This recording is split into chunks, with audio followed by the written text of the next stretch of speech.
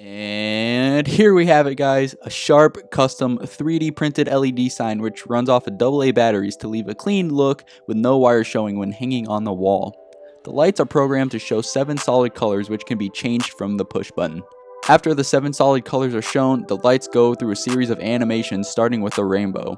After the rainbow animation, it displays a shooting star as well as a color wipe and random flashing colors.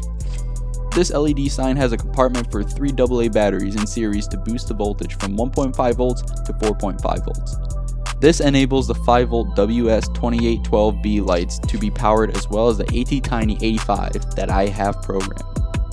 Don't forget to check out my website neha.com for the wiring diagram for this project as well as many other awesome DIY projects. You can find the 3D printed model here along with the Arduino code and Amazon links to the components.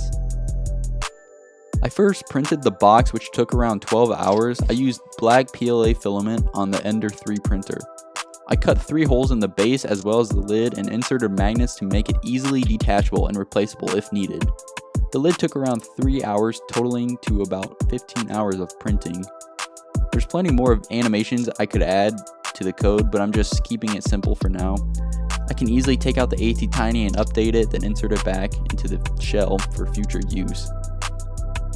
Aside from the 3D printer, the total cost is only a couple dollars for the push button, on and off switch, and the WS2812B LED strip along with the ATtiny85. I programmed the ATtiny using the Arduino Nano.